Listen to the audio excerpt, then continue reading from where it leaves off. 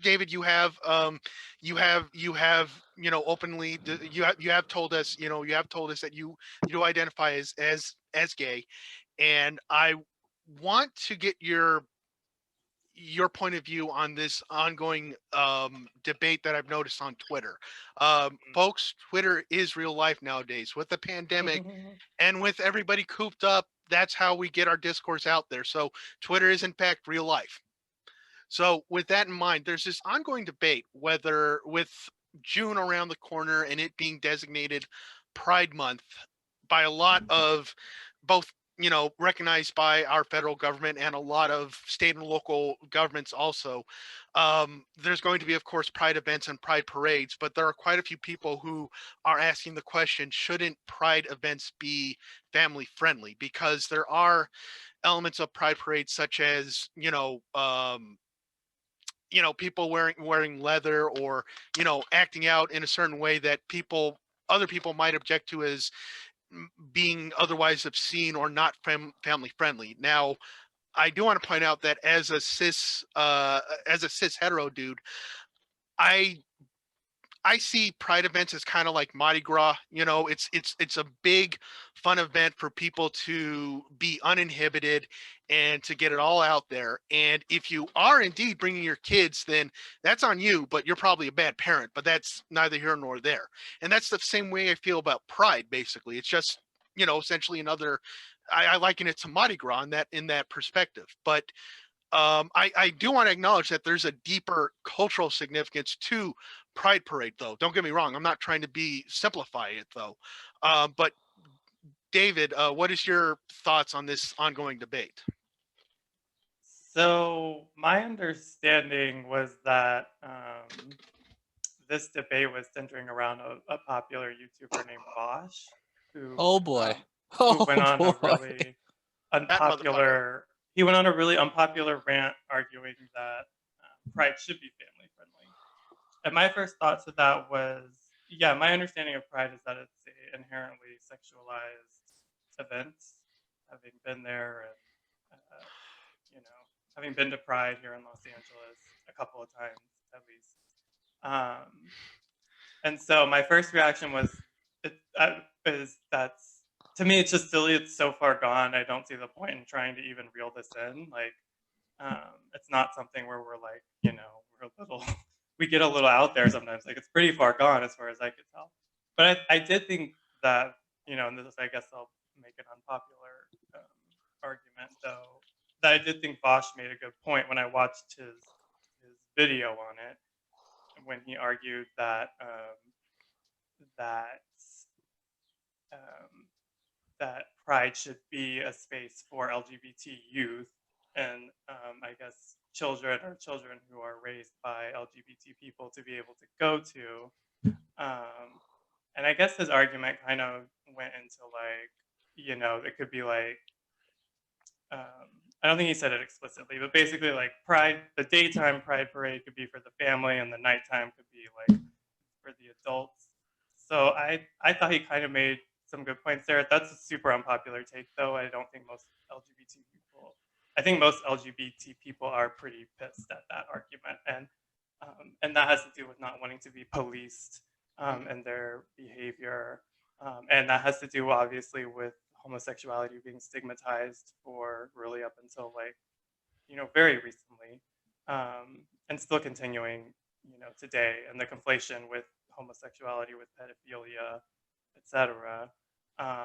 So I think I guess I'm both siding this in a way, which I tend to do, but I think I think it also this goes into like um, the issue of hypersexualization within gay culture, particularly gay male culture, and I think that um, my my assessment of it is that I think most gay men, um, I think most gay people, we struggle with PTSD, um, and I think that that often manifests as hypersexual behavior.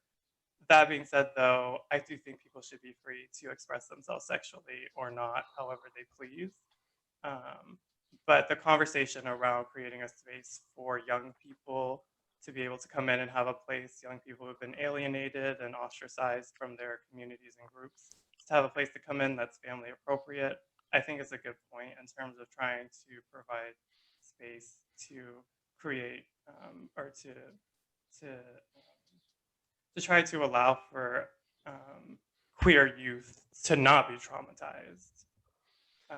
So that's kind of my mishmash of thoughts on it. A follow-up question. Sure. Which Scissor Sisters song is the best? I don't think I can name a Scissor Sister song. So Really? Oh my God, you gotta at least watch the video of Filthy Gorgeous. Like, I'm straight, but I'm a huge fan of them. Is it one of their songs, I Can't Decide Whether You Should Live or Die? Doesn't it go like that? I'm not familiar with that one. Okay, never mind. But I don't feel like dancing. That's a fun one. so David, you did bring up policing earlier, and it should be, I should point out that NYPD. Okay, so New York Pride announced that NYPD is not invited, that the NYPD will not be attending.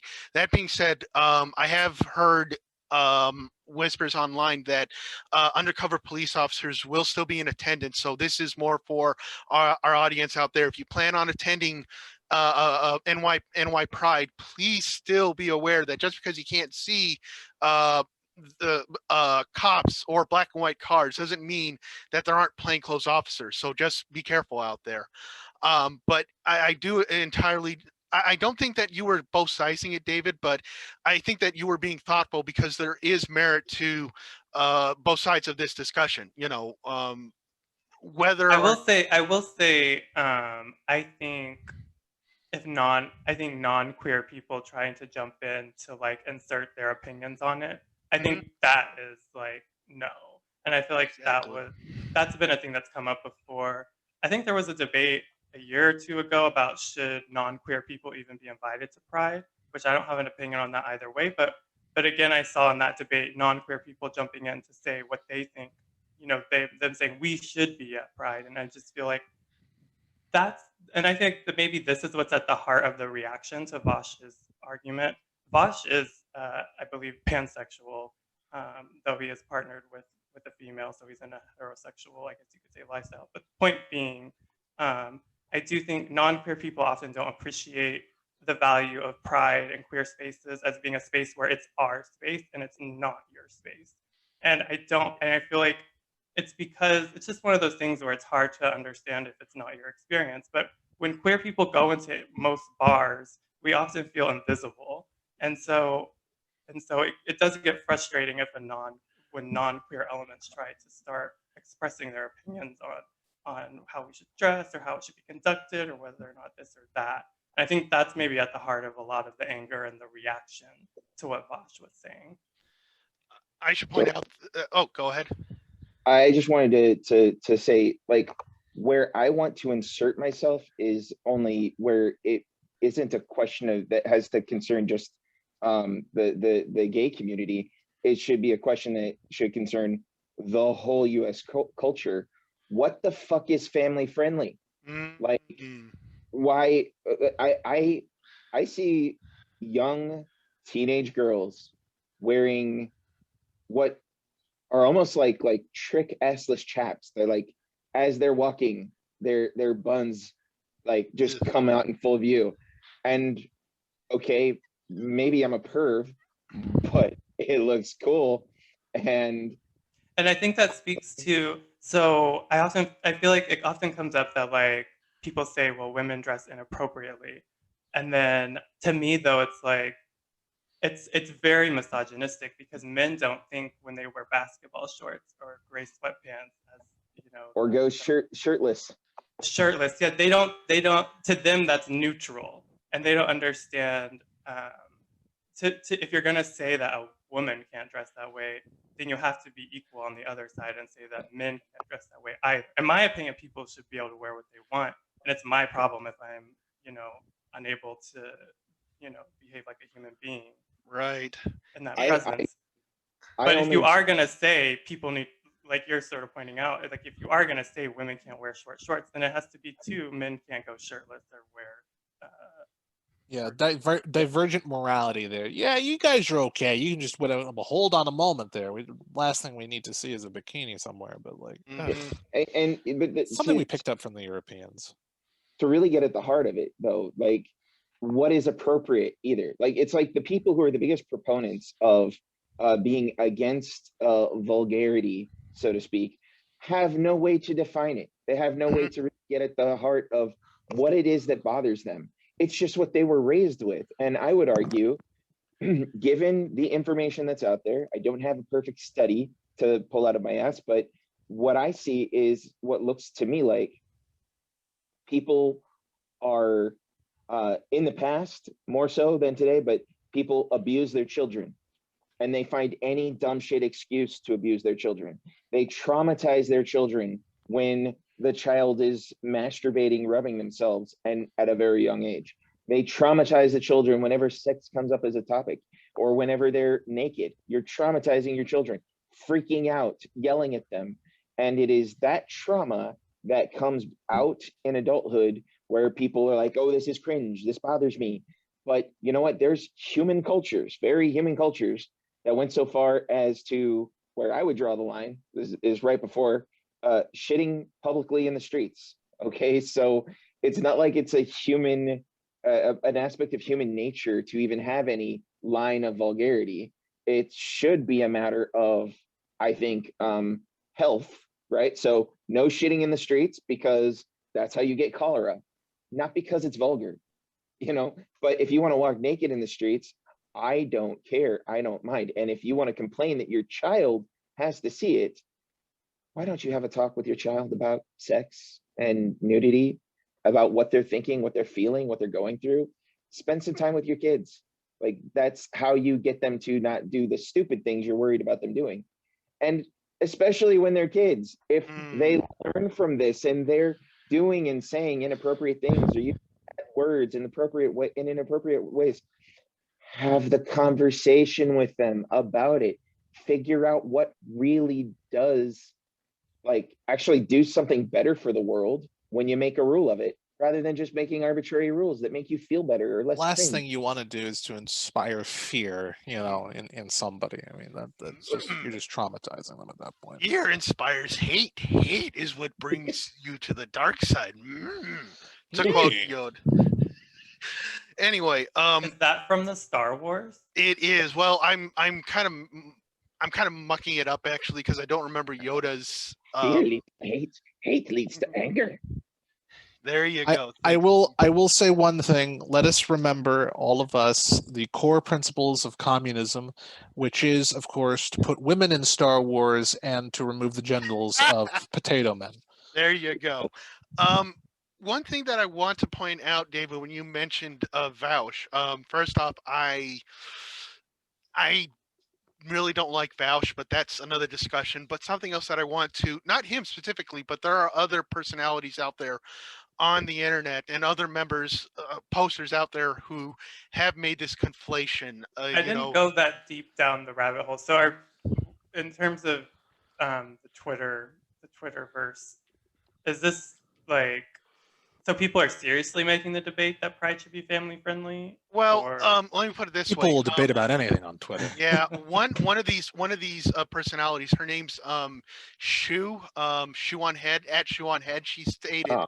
Now she stated, and I'm paraphrasing here, but what she essentially stated was that that in her view, that queer people are useful idiots in the context of that these events where hypersexualization goes on is exploits children basically, and that is a slippery slope because that is where you get into moral panics and casting queer people, and by queer I mean all persons on the LGBTQIA rainbow, essentially anybody, everybody who does not identify as straight, basically as straight or cis. When I use the word queer, just so that we all understand here. But there's this long and very, very, very sad history of mischaracterizing queer people as predators.